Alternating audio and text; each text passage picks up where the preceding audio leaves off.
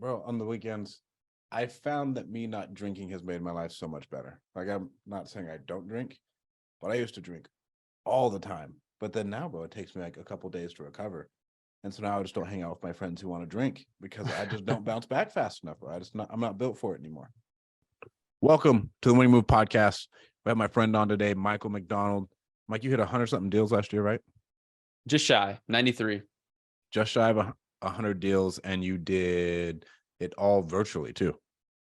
Yeah. I mean, I didn't really leave what you're seeing right here at all. Bro, just from home. Yeah. Fuck. That's dope as fuck. Thank you so much for coming on. You guys are gonna learn a ton from him. Let's start off, bro. I don't even know about your story. How'd you even get into real estate? Yeah. So I think that's a good place to start. So I think my story is probably pretty comparable to a lot of people in the fact that I did seek out education. I didn't really know it at the time, but my buddy hit me up and he's like, "Hey man, come check out this 3-day or this free workshop downtown." I'm like, "Cool." My job's not paying me much. In fact, I was barely making it by at the time. Graduated college, put myself into some debt. And I showed up to this workshop and they're like, "Yeah, make money in real estate with little to no money down." I'm like, "Cool. I like the sound of this." Know nothing about real estate. Family doesn't have a background in real estate or business at all. And the rest is history because I bought the 2-day event, which was a couple grand, no big deal. Didn't have the money. I put it on a credit card. My buddy's like, "Yeah, I'll split it with you." I'm like, "Cool." So we did that, showed up to the next event, and I found myself calling my wife, Strat, about ready to make a decision to let them raise 25 grand to put that on credit too, that I didn't have. And so called my wife. Yeah. She said, "I trust you." Obviously it's like a real estate degree, right? Like just buy it and don't look back and go all in. So I did that.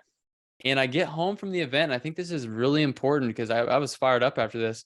And my wife's like, "Hey, I didn't want to tell you while you were at the event, but I'm expecting, and here's the pregnancy test." And oh man, dude, all of these emotions. She held emotions, it, bro. Because I don't think you would have done it if she would have told you. I wouldn't have done it because it was just too risky, right? Like that's a lot of money when you don't have any money in your bank account. And that was like 5 years ago, and failed my way forward, man. The first 6 months, I followed everything that they were telling me to do, but I was offering on the MLS and like, Okay. I didn't have the right approach. And that was when the market was kind of crazy and it just wasn't working. And found a mentor local who was actually a mentor for Rich Dad Poor Dad, Mr. Robert Kiyosaki. We got to see him next week. Pumped about that. And he showed me how to negotiate. He showed me how to find off-market deals. And it's been game over ever since then. I did full real estate wholesaling part-time for about a year before my wife looked at me and she says, "You're burned out. Like you either go full-time or you stop, because you made more money part-time wholesaling than you made at your full-time job." And I'm like, "Well, we still have like $30,000 of credit cards. And how are we gonna, blah, blah, blah." Like I had all these excuses, all these limiting beliefs. She's like, "Let's just sell the house." I'm like, "Sell the house? Like this is the American dream. We just bought this house like 2 years ago, right?" And long story short, man, there's a lot more in that story, but we sold the house, and yeah, it's just crazy looking back because obviously Did I you was make in a lot of money Nebraska when you at that sold it? time. Not really. I mean, I think we made like 20 in 2 years. I mean, Okay. it was nice, a little appreciation. But that was just enough to pretty much pay off the last credit card and then give us a little bit of cushion, maybe 3-4 months of income, and quit the job. And literally the day my money hit the bank account from the house sale. What were you doing for work, bro? Yeah, so it's funny because I went to school for nutrition. Okay. So I was working as a dietetic technician at a hospital. And dude, I'll never forget the day that I asked one of the dietitians who had their master's degree. I only have my associate's degree for that job. I was like, "How much money are you guys making? Like, I want to know because I'm considering going to get my master's degree in nutrition because I want to be a dietitian." And they're like, "Oh, we're only making like 45 or 50K. And I'm like, Bro. What? Like you're making 45 or 50K and you have 6 years of education at a university? That was the That's day, man. wild. I was like, That clicked for you? not for me. Yeah, not for me. Oh my God. 6 years of education costs you 20 grand a year at least. At least. Probably a lot more So, now. right? I mean, so let's call it 30. What's 3 times 6? I don't even know. I don't do public math. Whatever that number 180K. is. And then we got to drop that down to like you're only bringing in half of that in actual income. So you're only able to like fucking pay down off of 45,000. Bro, you're able to pay off like $500 if that of debt a month. And that is significantly cutting into your living expenses. Yeah. People do that stuff, dude. Bro, that's wild. I've just never actually had a job. Yeah. I did, man. And it was when I found out my daughter was on the way, I'm like, this is not gonna cut it. Like Yep. I wasn't even making enough money to really live life. Like I was just making enough money to feed my family and like not good, like cheap, Walmart stuff. Like it was, things are a lot different now, man. But I heard your story and like really resonated with me because I didn't realize how bad you actually, like how low it got for you. It's crazy. And it doesn't, mine wasn't like that, but crazy, dude. I mean, I feel like everybody has a crazy story though. Because I personally believe the people who are gonna make it are gonna make it. Yeah. Your story could have gotten crazier than mine, and you still would have fucking done it. Yeah. Because like you 100%. made the decision to like, nah, bro, this is what we're doing. And so like nothing else really matters after that. You're just figuring it out how to execute and get to where you want to go. To where I get at the point in time, bro, it's just like, oh yeah, like it's pretty bad, but like this is where I'm going. And you kind of just like live with it, right? Because I'm sure yours got some pretty crazy points. And you're like, yeah, this is what it is. It really sucks, but I know where I'm going. Yeah. I mean, let's just put it this way. I was putting a few $100 a month on credit cards for marketing expenses to buy Hell yeah. to buy post stamps. It was to the point where the minimum interest only, or not even interest, like just the minimum payment, it was 0% interest for a year and a half. Yep. Those payments were like $800. Damn. Dude, I my mortgage was 1,000. I think I was making like $2,300 a month at the time. And my wife was determined that she was going to leave her job when she was going to keep our kid at home. And like the bills were stacking up. Let's just put that's it some that way. pressure, bro. So she There told was you she so wants to be a much. stay-at-home mom. She was like, Yeah, I want to be a stay-at-home mom. She said that, yep, I want to be a stay-at-home mom. And that was right around the time she was really close to having her daughter in October. And that was right around the time where she's like, all right, you got your first deal. This is pretty cool. Like we made some real money. We made 20,000 on the first wholesale deal, bought us some breathing room. And she's like, I think we can do this. And I'm like, I think so too, but this is still really scary, Bro, yeah, because that's sketch. That's sketch. Oh man. Because so for me, Kalani's always been there really since the beginning. And when I first got going and like me and Zeno got really bad, and like at a point in time, like we were homeless, we moved in with her, but she had a 6-figure job at that time. Like she graduated college with 2 degrees and got a job at like one of the largest grocery stores in the world, actually, leading like their entire Northern California expansion.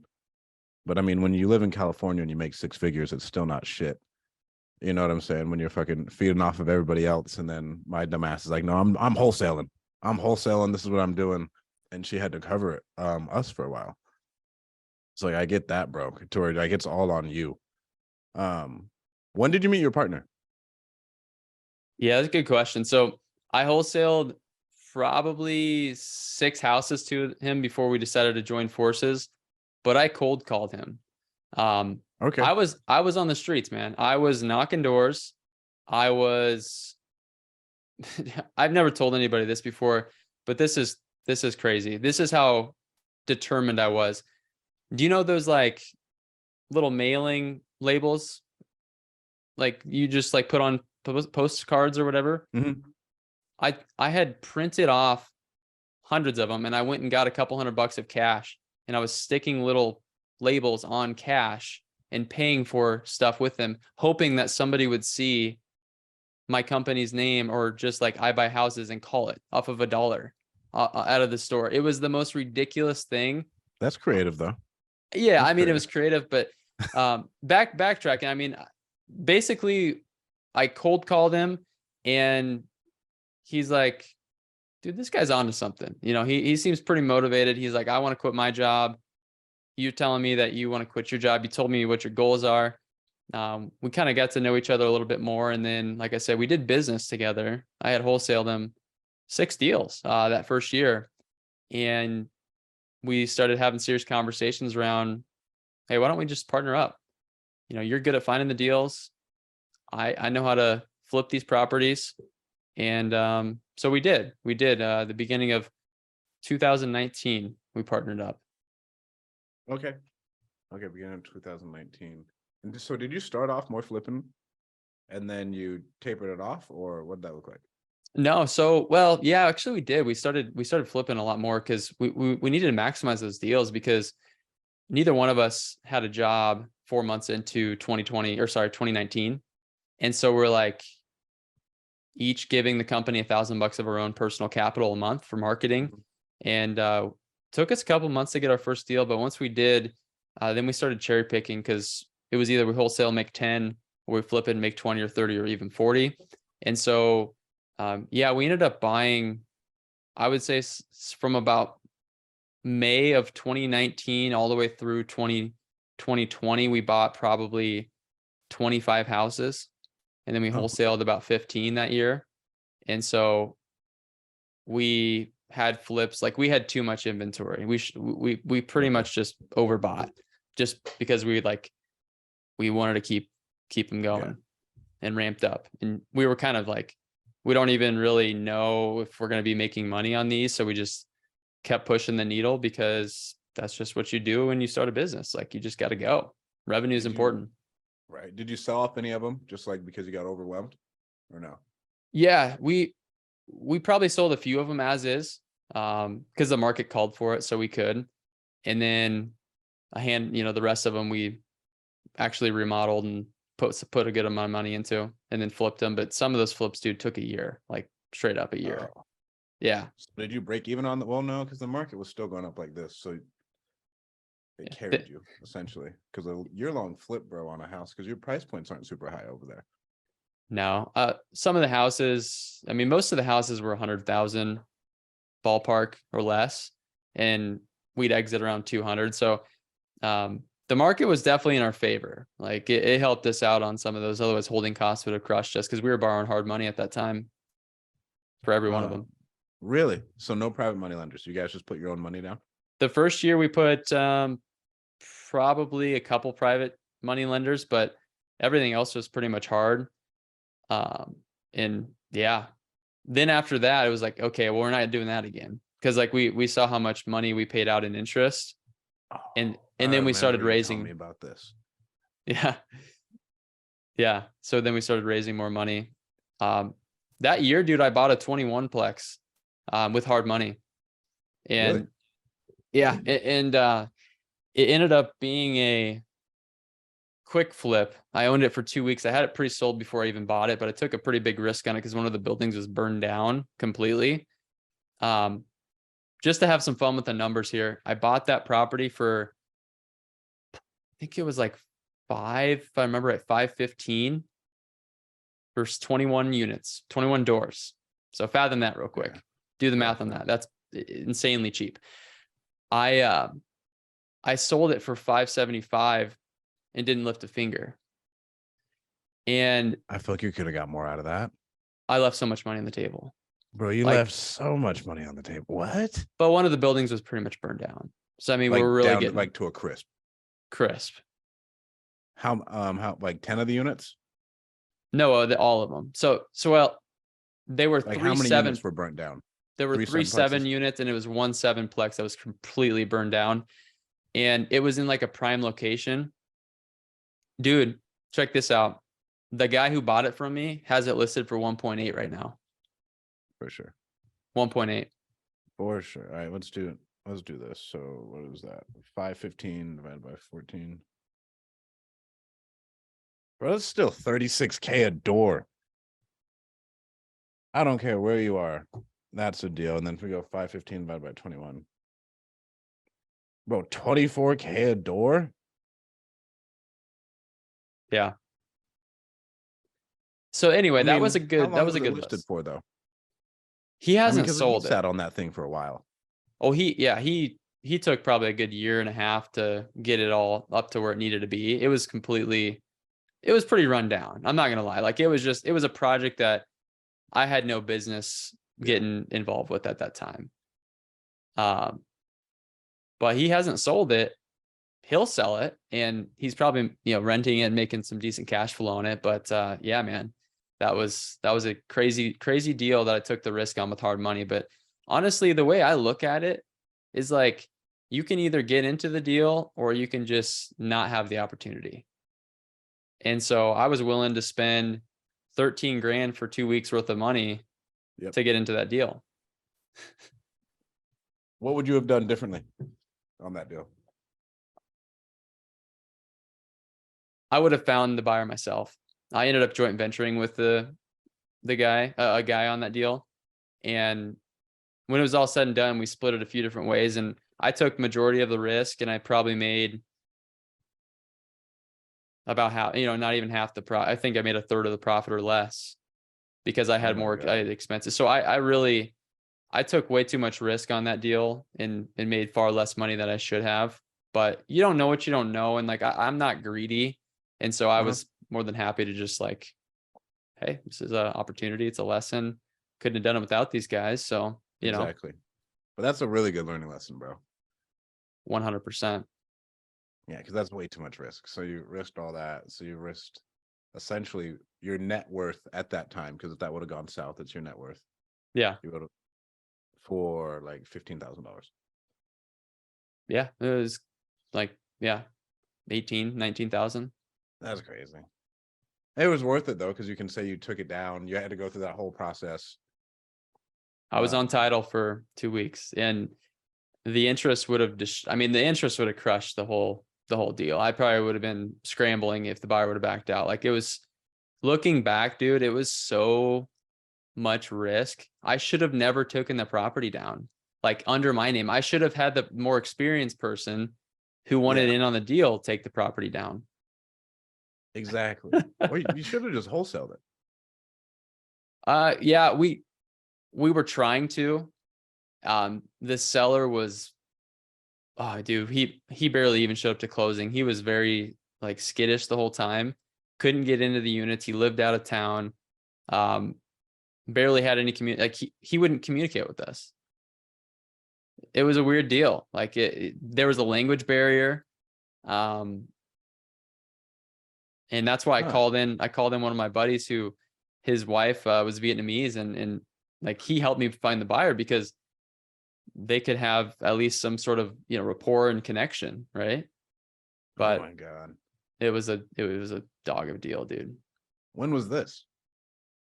That was 2019. That was like the first year of being full time. That deal could have completely derailed everything we had going on at the time. That would have been a bitch to come back from. You know what's funny? Would have piled.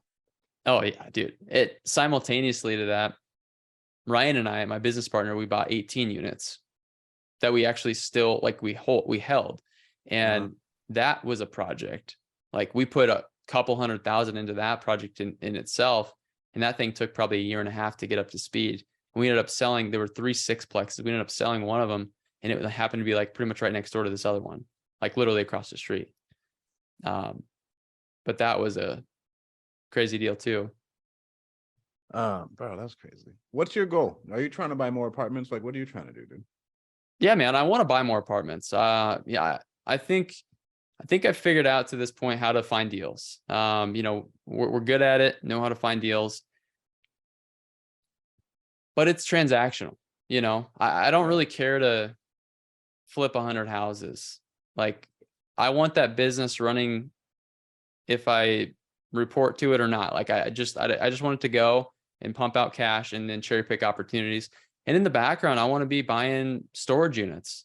I want to be scaling multifamily. That's the end game for me, because I want that residual, that passive income that is going to buy me that freedom that I think all of us start real estate to do, you know? Oh yeah. Well, I don't know anybody who gets into real estate to say they want to be the biggest wholesaler in the country. Everybody gets into it saying that they want to own rentals. Yeah, I mean, if you did, it's probably because you found out how much work that actually was going to take, and then change your mind. Like I told myself when I first started, I'm like, I'm going to be the biggest wholesaler in Nebraska, and I feel like we've accomplished that. I feel like we've proved it. Okay, got that chip off my shoulder. Now it's on to the next thing. Like, that's cool. Nobody cares. Nobody cares at this point. Whose program did you buy at the beginning? All right, so it's a little bit confusing. Do you know how these celebrities use the name, like their name? So you know who Doug Hopkins is? Yep. It was his name on there because he was the TV guy. It was Doug Hopkins Real Estate Success Formula. But the company was Xerox. Xerox was a huge company that had all of these different faces and names that they used for these events that they'd fly into town. And that was the company. I think they were based out of Utah. They're no longer in business. Really? And is Doug still doing education? I don't know if Doug's doing education. I know at a point in time he was huge. What was your biggest learning experience in the first 2 years? Besides that nasty deal. I mean, we're still learning, you know, we don't have it entirely figured out, but I think one of the biggest lessons is just to figure out how to delegate and delegate fast. I spent so much ridiculous time on data. I spent so much time on trying to figure out, you know, like crack the code on like what list and what method to call and reach them. At the end of the day, there's really no trade secrets, man. Like it all works. It's just predictability in like spending the money and knowing that this marketing channel this year should produce this result. And so I wouldn't waste my time like overanalyzing all of the minuscule details. I would just learn it and then delegate it out and then just trust the process and find the marketing channel that's going to produce me the highest result the quickest. And in the beginning, you have to be kind of scrappy. You have to, unless you just have a bunch of capital backing you up, you know, some people do. We didn't. But now we just spend money on marketing channels that feed leads into our business. We don't take as much time to go reach out. I know obviously it works. You have a company that services, you know, that clientele, so it obviously works. But for us, it makes more sense for us because it's just, we spend more money and we know what to expect on the marketing, like what the ROI is going to be. And so you primarily do what? TV, PPC? Yeah. All inbound though, is what we talked about. Majority. Yeah. We do some direct mail too. Okay. Which one's your favorite and why? I like PPC, man. I like PPC the most because those people are ready to sell, and the sales process is pretty fast. The cash conversion cycle is pretty fast. There's not a whole lot of nurturing and messing around with those leads. When they come in, they're pretty much ready to go. As long as you have a salesperson who knows what they're doing, they can pretty much make that deal happen. Exactly. Higher conversions. What masterminds are you in right now? So I'm in Investor Fuel. So I was in an Avengers for a year. Avengers Mastermind. Only a year? I didn't renew, and I could have. I just chose not to because I wanted to join another mastermind, which I'll talk about here in a second, that is more in line with where I'm heading as far as the next phase for me as a real estate investor. And that group blew up when Cody Sperber put on his event out here in Vegas. And it became a little less, intimate. I was on calls like the early days. I was like one of the first probably 25, 30 members of Avengers. And like, dude, the calls that we had, the Zoom calls like this were just powerful. Like, it was a very open like conversation like this. Now there's just so many people on there, and it's like, that's what makes them hard, bro. You can't interact. Well, and they're there to make money. Like, I have my own mastermind. I do it because I like helping people, and I get to help people and make money. But at the same time, like, you got to be very cognitive, because as soon as you fucking blow it up, it's not going to be the same. Yeah. And so that's what happened. And it's still great. Like, I'm friends with a lot of the people that are still in there that I met. Mm-hmm. But it was just time for something else. And, Investor Fuel was a good fit at the time when I decided not to renew. And plus that was with Ryan, and I needed to get him out of his shell. Needed to get Ryan out into the world to see what's going on out there, get out of Nebraska a little bit. So I did that. And now I'm talking to Matt about family mastermind. Do it. I'm going to. Yeah. So that's the next phase for me. And it just makes sense for me because I love helping people. I love networking. I love collaboration over competition. It's an abundant world out there. Wholesaling is not that difficult. It just takes becoming a really good leader to run a successful wholesaling business. There's a lot that goes into it. Yeah. Bro, you'll love the family, because I'm in there. And I'm guessing you're joining for the education stuff. And bro, it's crazy. Like, their marketing calls are crazy. Because like, we think we know marketing, and we really just cold call. Like, but we've never run ads. Like, we've never had to set up funnels. Like, bro, there's a dude, and the dude who leads the marketing calls is like talking about how they did $1 million a day. To where it's like really crazy on the ad spend side. But you'll like it. I love Matt. The calls are awesome. Like, they're really insightful. It's more like marketing space, but it'll be right up your alley, bro. Yeah, that's what I'm looking forward to. And I talked to Matt for like 30 minutes the first time I did a call with him. I'm like, I love this guy already. Like, right, bro, he's a great dude. Yeah. So I'm stoked about that one. That'll probably be, I'm looking at March. March getting in there. Are you gonna go to the event? I think that was the plan. I think it's in Tampa, right? Yeah. Yeah. So I was probably going to join right before the event. That way I can join a Zoom call, see everyone, get to meet everyone a little bit, and then show up and do that Tampa event. So we got that. Are you in any other ones? Not at the moment, no. That's it. But you do have your own coaching. What made you want to do that? I've always had Besides a passion. The money. Yeah, it's not about the money for me. I mean, I know people say that. Don't get me wrong. When I hear somebody talk about making $1 million a day, like, I think that's going to turn anybody's head.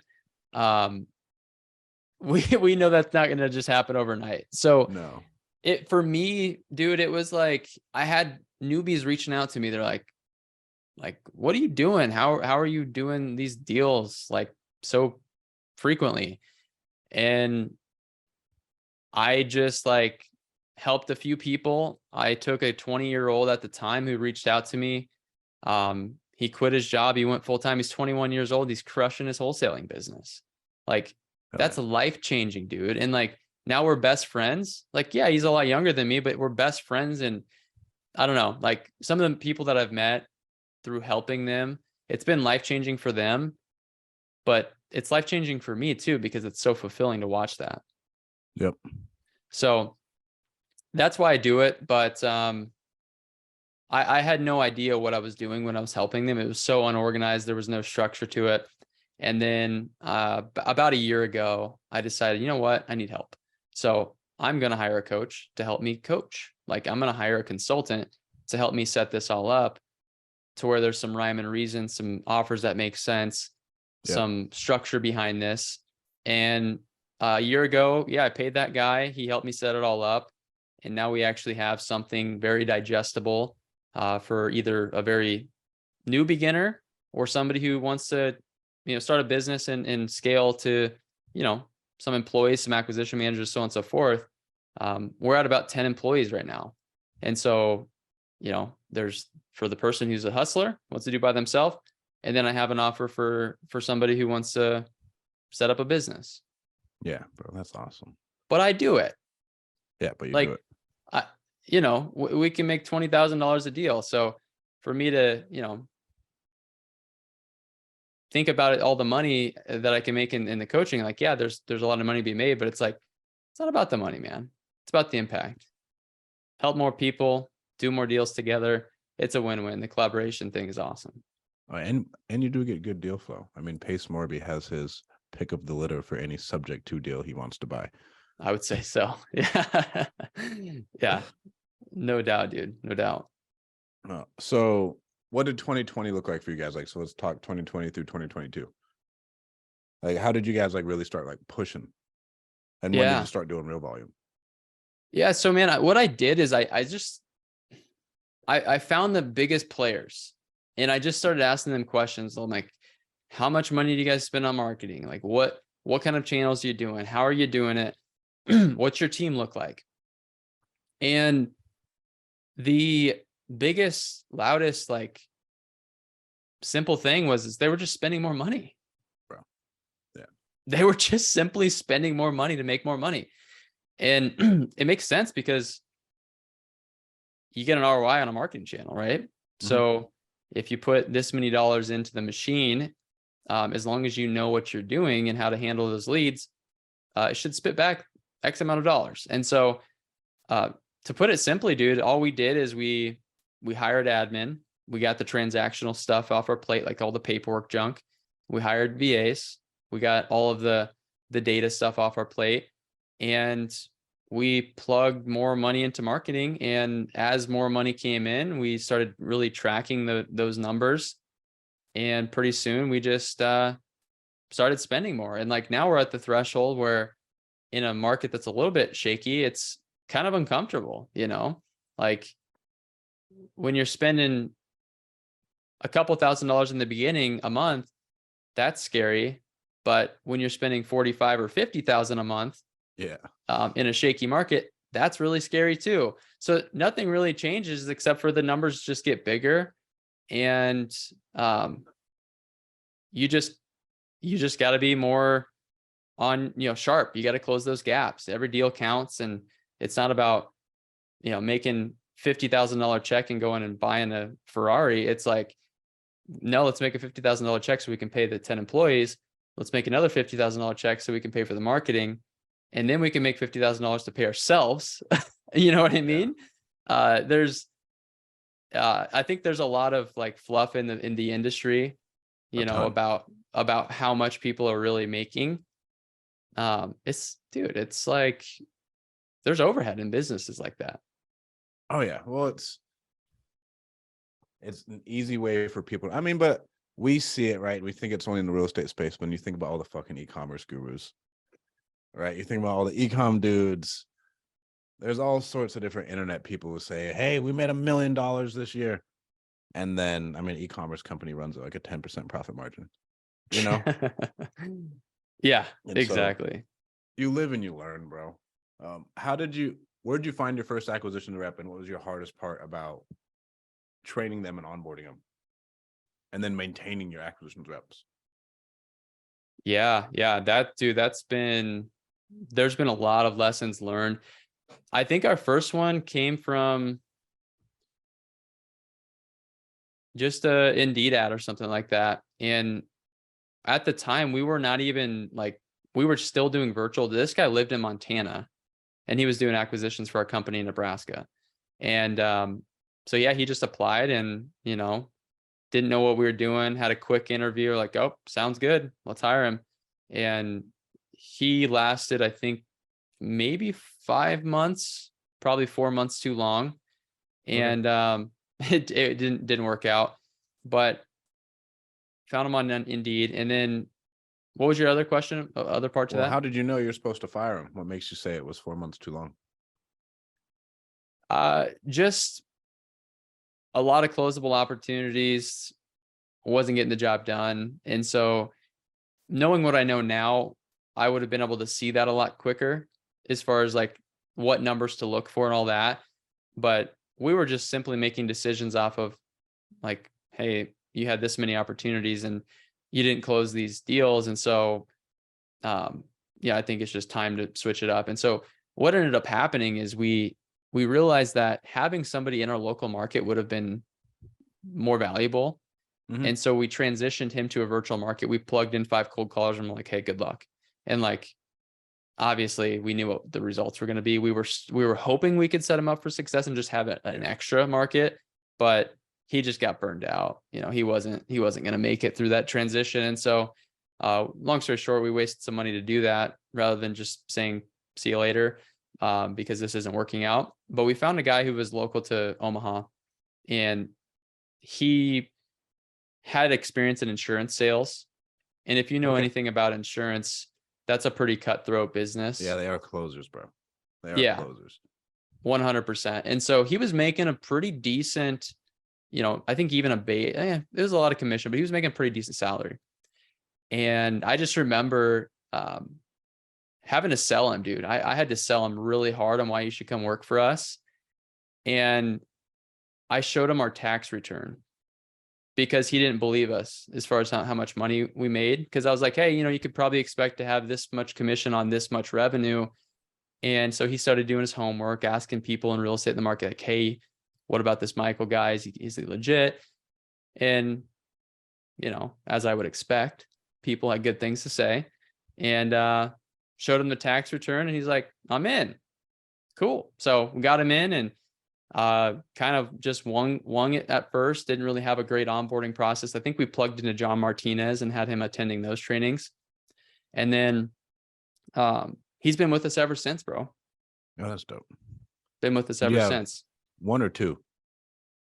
We have 3 right now. 3. 3 full-time acquisitions. How many leads managers do you have? 3. 3, so each one gets 1.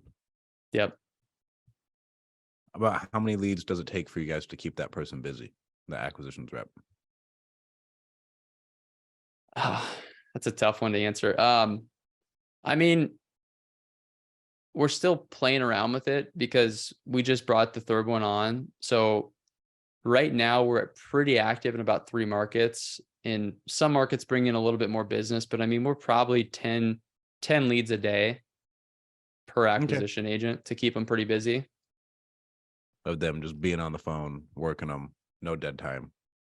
Yeah, no dead time. And if there is dead time, they're calling through the database. Okay. Well, that's awesome. So you started scaling up.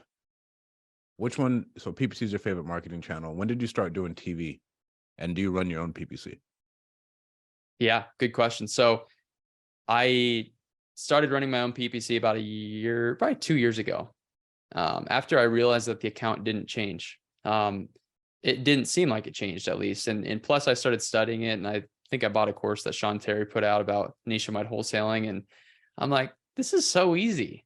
Like, this isn't even that hard. And so we have spent a lot of money on PPC, probably a couple $100,000, you know, over the last couple of years. And it's been awesome. Like, we're getting a 6x return on it. It's been a huge hit. TV, we've been doing TV for about 1.5 years, probably. And we started in 2 markets. So there's Lincoln and there's Omaha. They're like 45 minutes apart. We wanted to cover both those stations. So we're running TV pretty much across the entire state. And then as of just probably 4 months ago, we started up in Sioux Falls, South Dakota. Really? Yeah, we're still testing it. It is bad timing, honestly, because Yeah, it's bad timing. not only is the market like pretty much at a pause, Christmas time. it's Christmas time, political season, competing with that. It's 0 degrees and blizzarding. Like we didn't really put a whole lot of like planning into it. We just like talked to Tony. We're like, hey, you want to partner up on a market? We're like, sure, let's do it. And So we did. And don't get me wrong. I mean, the investment is like little to nothing for TV exposure. So we're thinking like, who's really doing Running business in ads. Sioux Falls? Yeah. Like who's running TV for like for buying houses? And so we thought we could come in and make a pretty good impact, and we have. It's been about a deal a month. It's nothing to write home about. It'll pay for What's the itself. median price point over there, bro? It's actually probably pretty comparable to Nebraska. It's Really? I mean, we're talking the biggest city. Mm-hmm. Like when we get into these small towns, we're buying them for $500. You know what I mean? Like we bought a house for Those are $500 hard. last year. Any of those small ones, I've never really been able to make money because they usually need so much work. They'd have to give me money to buy it because the construction cost never changes, is what I found. Like That's right. construction stays pretty much the same. To like one time, we were looking at a house in Mobile, Alabama. She only wanted like a couple grand for it, and I ran the numbers. I was like, it still won't work. Like the ARV is too low. Yeah. Yeah. So the median price is probably like 250. Oh wow. So it's So you made fairly a killing on that house, is what you're telling me. that house. I'm pretty sure we actually dropped a contract that was $500 once. We You made dropped it, like you just we couldn't get it sold. we couldn't sell it in the middle of nowhere, and we did buy one in a bigger city for 1,000 last year, and we sold it for 20 for cash. So that was pretty cool. And I asked the guy, I was like, hey, how bad do you want to get rid of this house? And he was like, well, if I don't get rid of this, city's gonna like tear down and like send me the bill for the tear down. I was like, okay, well, how bad do you want to get rid of it? Like, do you have money to pay me for the house? Like, what are you trying to do here? Like, it was more of a joke. And then he's like, I just like, give me $1,000 for it. I'm good. I'm like, cool. So got 1,000. We actually closed it and then turned around and sold it to a person who that was the deal, dude. That guy ended up buying it and he found out it was zone commercial and the city like wouldn't even let him like fix it up. And he was like coming back to us and like saying, hey, this house wasn't even a house that I could really even fix. Crazy deal. And I felt terrible. I'm like, I don't know. That's like a part of their own due diligence, though, bro. I know, but it's like, this is You're probably the spending guy's 20 last grand. 20,000. You know what I mean? Like it was probably his last $20,000. He's probably like had 20 for the house. He probably had like 10 for the materials and he was going to do the work. It was a really crazy deal. But I mean, the bottom line is like these towns, like you said, the house is worth 50. It needs 45. You buy it for 1,000. What are you going to make $4,000? Like Over a year. it's not even worth it. Yeah. A lot of times it's not worth it unless you find somebody like that, like who's not to, dupe anybody, but it's like, hey, here's an opportunity. If you want to buy it, great. Oh my god. Yeah. I have so many stories. I mean, you have stories for days, but dude, like some of these houses are just crazy. We've also made a lot of money in some really small towns. Like I'll putting them back 6-figure on the MLS? deals. We've flipped a few. We've made 6 figures on a couple flips in small towns before. And we've novated one on an acreage actually. And that was a $70,000 deal. That's a good one. That was a good one. But can't sleep on them either, Acreages are desirable. Like Yeah, if you can acreage find is anything on an desirable. acreage, they're very desirable. Why did you decide to go only inbound, and when did you decide to do that? At that time, our team was really small, and I think I had a acquisition manager, and then I was somewhat handling inbound leads, and helping my acquisition manager at that time. We didn't really have a great lead manager. Mistake. I would have hired a lead manager first, probably, and then it was just burning him out. He was talking to he had the choice to pick between the hot leads that we already spent the money for and the leads that were just like a 1 in a 60 type of scenario. Mhm. At least that's what I thought at the industry standards were at that time. And it just became a no-brainer. It was like, well, it's cheaper to do this other method, but our acquisition manager is doing a really good job of closing these other ones. So why don't we just like keep his focus on that?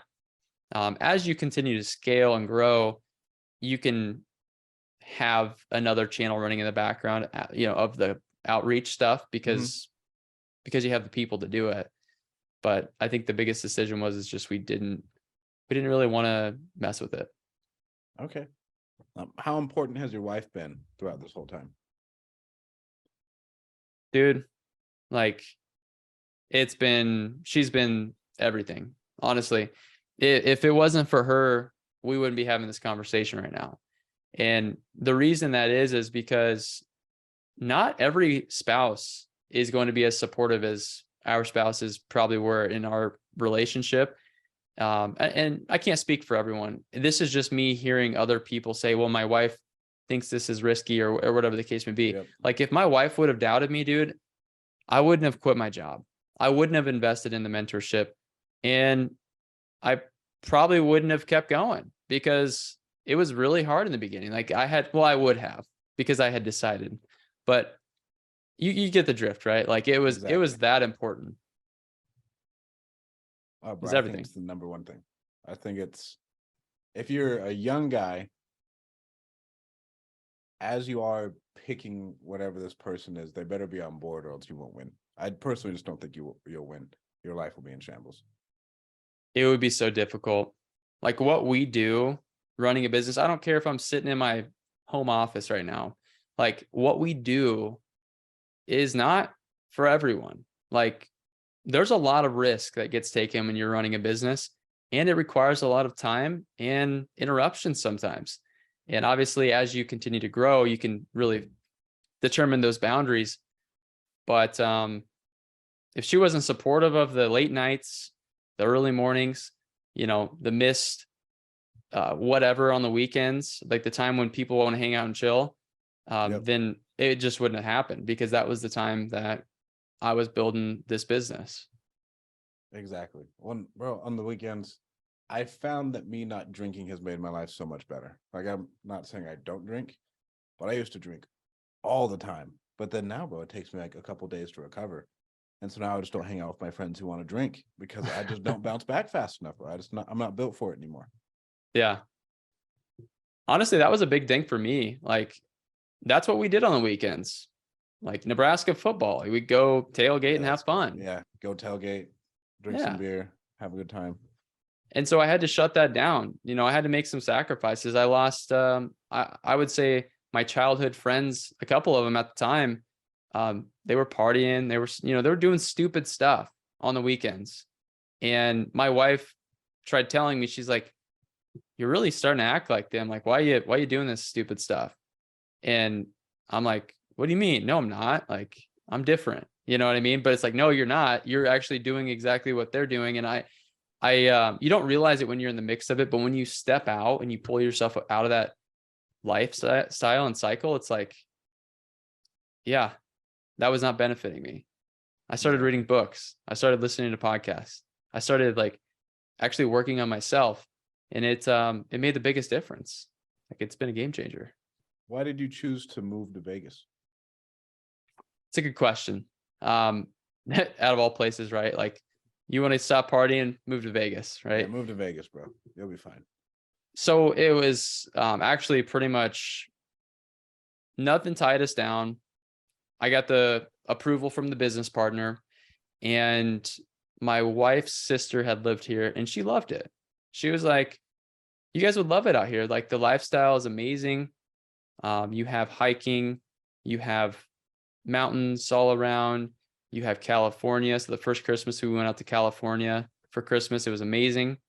And there's pools everywhere all the time. The communities, you know what I mean? Like, so the lifestyle attracted us here, and we just never left. And so once we sold our house, that's what we did was we moved here, and we raised our family pretty much like 5 minutes away from my wife's sister and her kids. And we love it out here. It's amazing. Well, so your wife's sister's out there? Yeah, my wife's sister's out here, and then actually her parents ended up like following us out here because we're Oh, like, that's nice. we want to move, but we don't really know where yet. And they're like, well, when you do, let us know because you're not taking on the grandkids across the country without us. And so they were happy that we moved here closer to her sister because of she has 3 kids. So Why'd you buy that Porsche Taycan? Like, were you thinking about it? Like, what was the story behind that? it's a good question. Yeah. Well, let me just start with this. I think a lot of us who grew up in a maybe less than desirable situation. For me, it was I didn't come like from dirt or anything like that. Like I grew up in a mobile home park, and um, people who drove cars like that they obviously scammed somebody, right? Like that was the mentality, at least from the people around me. And so it took me a lot of overcoming that I deserved that to get it. And actually what made me realize that I deserved to buy that car is, number one, because I want it. And anybody watching this who wants something that has the money to buy it, you should get it. You deserve it. Yeah. And so, long story short, at the end of the year, we had allocated profits, not owner pay, but like just pure 10% profit of the entire year. And I was looking at the distribution of profit, and I'm like, wow, that's a lot of money. I could actually probably go buy this car. And then I started to think, well, how can I do this? Like, I didn't even really have plans to buy it, to be honest. Like I was looking for an SUV for my wife, and we were going to get an Escalade or something like big where we could write it off. And then they came out and said, hey, you want to check this car out? This car's 6,000 pounds. And I have the car on my vision board in my room. Hell And yeah. I had no idea that I was actually going to buy it. But long story short, I got in it, and they're like, yeah, it qualifies for the deduction. My accountant says you need a pretty significant write-off this year. He's like, you can either buy a property. And I'm like, you know what? Like, I'm going to treat myself. So I ended up buying the car, and it'll afford us a nice tax deduction for the business. Oh yeah, bro. I Yeah. love it. Yeah, man. Where can people find out more about you?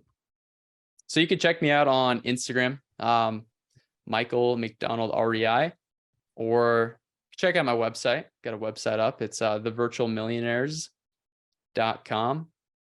And yeah, you can check me out there. And obviously I have a podcast. The lighting is not so hot in this here today, but it's the Virtual Millionaire Show. And yeah, got a show on how to help real estate investors start and scale their business. All right, bro. I love it. Thank you so much for coming on. What would be your parting words to the people who are listening? Man, I think this is pretty straightforward. I think we talked about it a lot in this podcast, and that's just decide. Just commit. If you want it bad enough, you can have it. So just decide and do whatever it takes to make it happen. Bro, I love it. Thank you so much for coming on, man. It was great to have you. Oh, and so you want people to go to your website to reach you, right? No Instagram, nothing. Yeah. So I either way works. Michael McDonald REI on Instagram, or yeah, the Virtual Millionaires. But yeah, send me a DM. Send me a DM. Let's connect, and we'd love to help anybody out. We're dispositioning properties nationally as well. We have a software, big buyers list, and so we can definitely help on moving some deals too. So I love it, dude. Thank you so much. Thank you guys so much for tuning in. thanks, Trap. Appreciate it, man.